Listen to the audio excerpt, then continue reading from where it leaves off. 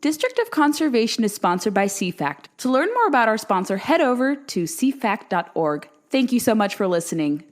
Welcome to District of Conservation. I am your host, Gabriella Hoffman. This podcast offers a sober examination into all things hunting, fishing, shooting sports, energy, environment, and the public policy surrounding it. And this podcast also specializes in original interviews that you won't hear elsewhere. Here's what I have for you today.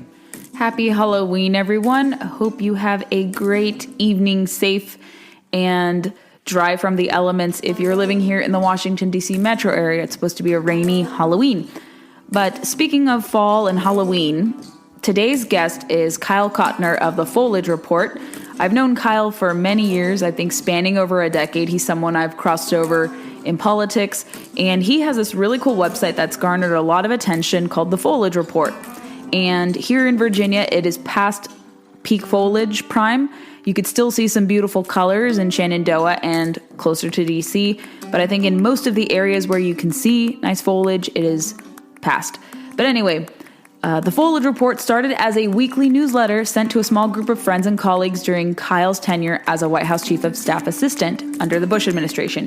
He grew up in Florida, and he hadn't experienced the vibrant seasons that DC has to offer. This began his love of foliage and the changing seasons. After residing in the DMV for 13 years, Kyle moved to Dallas, Texas with his wife Kelly and their 3-year-old son Henry.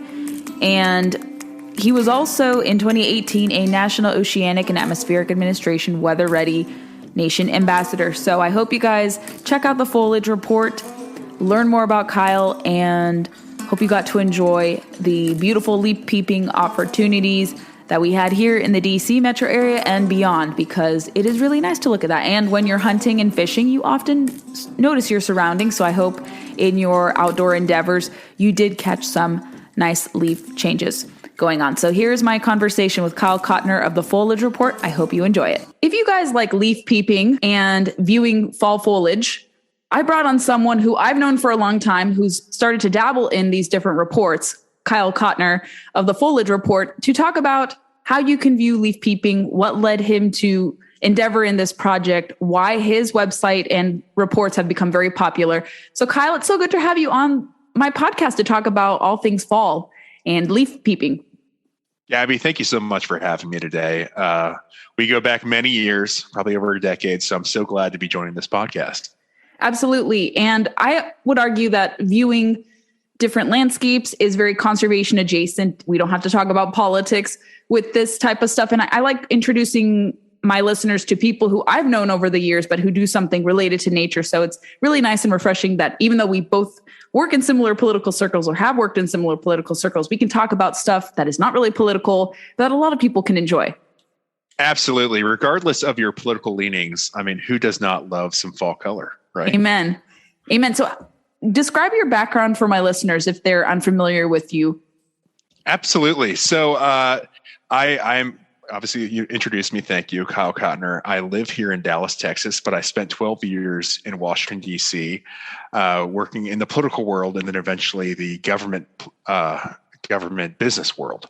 Prior to that, I'm from Florida. So I was born and raised in the great state of Florida. But in 2007, I moved up to Washington, D.C., and I worked for President Bush in the George W. Bush White House. Yeah, and you've worked for other, I would say, political operations. And I saw where you work now, which is really cool. I don't want to give it away. I know you, maybe you don't want people knowing where you work. It's a good company. They often get maligned, but I was really cool to see that. Exactly. So after the White House, I was in the political world still. I eventually went to the National Rifle Association, and then company Bloomberg needed help on Capitol Hill with some Republican offices. So they hired me on, and we did great work there. But yeah, if you want to know where I currently work, you can find it on LinkedIn, I'm sure. It's a good company. How did you develop an interest in foliage and covering foliage reports? That is a wonderful question, Gabby. So in 2007, like I said, I went up to Washington, D.C. from Florida, and I worked in the George W. Bush White House. And when I started working there, around the first fall, they were like, Kyle, is this going to be your first real fall? And I said, yes, it is going to be my first real fall, but I'm actually a fall foliage expert, which at the time I was not. Trust me, I was trolling my colleagues, and I told them that as an expert, and I put out a weekly newsletter, which I did not at the time, but I was thinking to myself, oh my goodness, I've got to do this every week now. And so every Monday night I started putting out an email report, and I'd send to about 10 people. And then I just kept on doing it, and it kept growing. And what I would do is I would just pull in maps from anywhere where I'd find. So eventually the list grew from tens of people to hundreds of people. And then I needed to start making my own maps because I was unable to find maps that were sufficient enough. And so I needed to start making my own maps. And now it's grown to where we are today, which I track fall color from Alaska to the northern slope, the tundra, which changes in I would say the middle of August, all the way down to the Florida swamps, which are known to change in that December. And my maps are currently used by around 80 local stations across the country. CBS Saturday Mornings has used my maps, and I have a partnership with Fox Weather as well, who uses my maps. Yeah, and you were on their program recently to talk about your maps. That was really cool. How was that experience? It was wonderful, actually. So initially Fox reached out to me and they said, Kyle, we want to go over some terms and conditions of using your maps. And I said, absolutely. And so I met with them, and towards the end of the meeting, they said, Kyle, would you be interested in actually coming on air and speaking to this? And I said, of course. I'm not going to turn this down. And so they invited me on. A day later, actually, I was on their program, and it seems like kind of a weekly deal that I'm on their morning show. That's really cool. And do people give you a hard time? I don't think you get much blowback from your musings and in the project, but have people said, well, you're not a meteorologist. How can you comment on this? Have people thrown that accusation your way, or not really? Not really, but it is something that I'm sensitive to, I would say. So over time, I became a NOAA Weather Ready ambassador. And this was a program that NOAA created about 5 or 6 years ago, mostly for folks who are interested in weather and topics such like that. And so I found out about a program, submitted an application, and they accepted me. I don't know how hard the application process, the acceptance process really is, but they did accept me. So that is one thing I'm going to run with. But over time, I've met with really experts in the industry.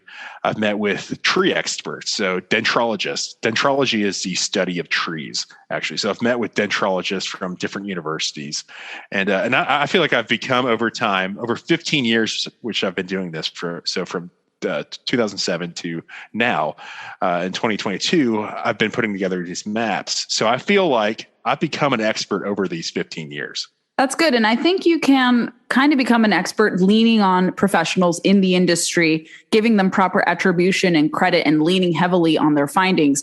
So obviously you're not of that background, but you can dabble in this industry because you were leaning so heavily on the findings of the professionals. Absolutely. Yeah. So over the 15 years, I've seen so many seasons come and go that I have really educated myself on, obviously, the inner workings. I don't want to bore your audience here with, we can quote the movie Billy Madison when he says, let me think here. It's oh my goodness, it's escaped me right now. But the quote is, chlorophyll, more like borophyll. So yes, I will not go into the whole science behind it, but yes, I have become an expert. But if people wanted to learn the science, where would you send them to? Like, is it on the website? I'm looking at the website right now, like as a resource on your resources banner. So what you're looking at on the website under resources, this is just all the data that I'm pulling in. So I will use information from state's Department of Natural Resources, anywhere where I can find data, because at the end of the day, this report is only as good as the data presented to me. Mm-hmm. So I'm going out everywhere and trying to find this data from state information that is put out there. And then also just from different, tourism bureaus will put out information. And as well as I have a pretty good army of folks on Twitter and such who send me information and say, hey, Kyle, I call them friends of the Foliage Report. And these are the folks who will provide me some wonderful information. And I also have a number 2 guy who kind of works under me. His name's Evan Fisher. He's a student actually at the University of North Carolina, Asheville. And he is crucial for that region of the country for me. And he actually puts together these specific maps, this file called KML file, which is a Google file. And this is what all meteorologists across the country use for. So whenever you see like weather maps or anything like that, they're using KML files for that. So he's the one who helps me out with that. So I am able to publish that information. That's really cool. And I see under his bio that he is going to be completing a graduate degree or undergraduate degree in atmospheric sciences. So that's pretty cool that he will go into this field upon graduating. Yeah, he is my knowledge base. I'll tell you that, along with other folks who I've met with, but I'm very happy to have him around, and he joined up with a report last year. So I'm very happy about that. Most of the country where you can see vibrant colors, I think you have pointed this out through the foliage report. They've largely hit peak foliage. Here in Virginia, I think you said it was like prime time to see it now before the end of the weekend. When we publish this, it'll be after the weekend on Halloween. But where can people still find vibrant colors, go leaf peeping on this side of the country, East Coast or Midwest or West Coast? What is still potentially going to be coming to fruition?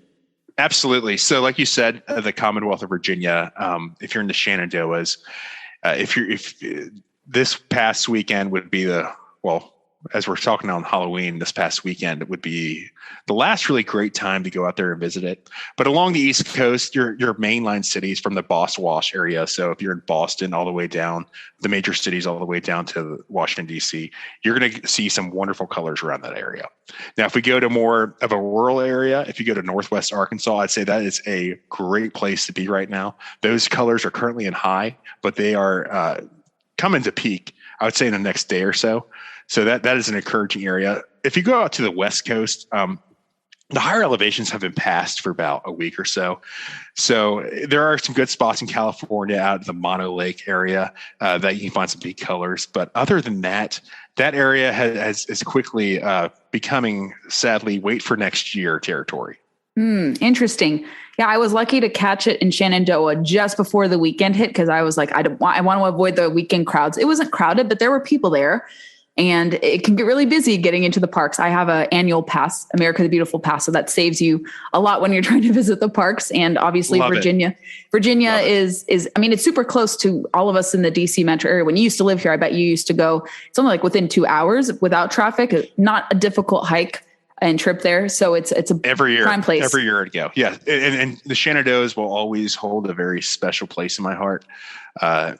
You asked me a question earlier, where did I really become really interested in fall colors? And I've always loved the season of fall. I love football, of course. I love just the cooler weather. You know, I get tired of the heat constantly.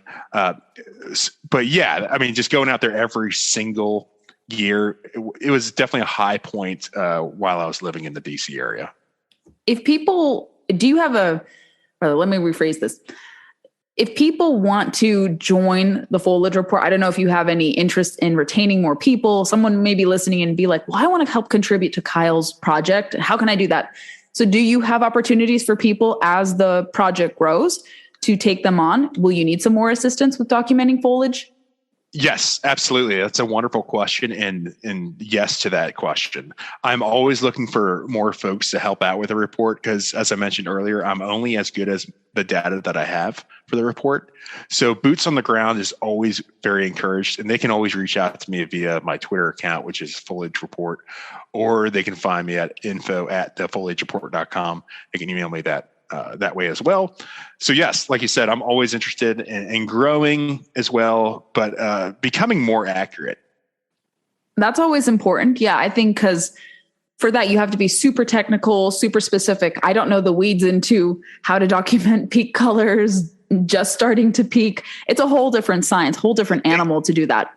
Absolutely. Absolutely. Just for reference for your listeners on the report, about 0 to 9%, that's little to no color as we view it. 10 to 29%, that's low color. 30 to 59%, that's moderate color. 60 to 79% is high color. And then your 80 to 100%, that's going to be your peak color.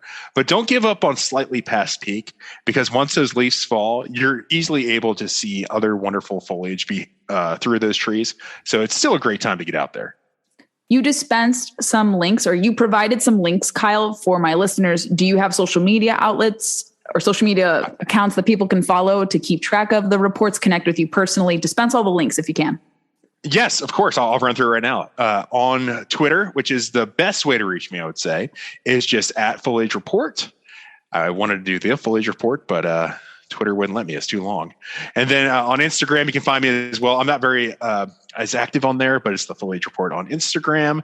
And they can always go to my website, thefoliagereport.com, and they can find any information there on how to contact me. I'm so glad you were able to share kind of what you've been up to and this exciting project. I think listeners will, and I will encourage all listeners to go look at the Foliage Report, check it out, see if there are opportunities to view the changing leaves in their area, especially here in the Mid-Atlantic. Kyle, it's so good to catch up with you. Thank you for coming on and sharing what you've been up to and this really cool project. Thank you so much for having me, Gabby. Thanks for listening to District of Conservation. I hope you enjoyed today's episode. If you haven't already, make sure you find us on your preferred podcast player. We largely circulate on Apple, Spotify, and countless others, but those are our two big podcast platforms we want to push. Make sure you're subscribed there, especially on Apple. If you like the podcast a lot, go leave us some reviews. We'd be more than grateful to get some 5-star reviews from you guys. Moreover, we are on Facebook, Instagram, and Twitter, and a little bit on YouTube. We don't populate there, but connect with us on social media. Find me personally on social media with blue check marks. Super easy to find, and I would love to hear your feedback and know who you'd like to see on the podcast. Thanks for listening to District of Conservation. Stay tuned for the next episode.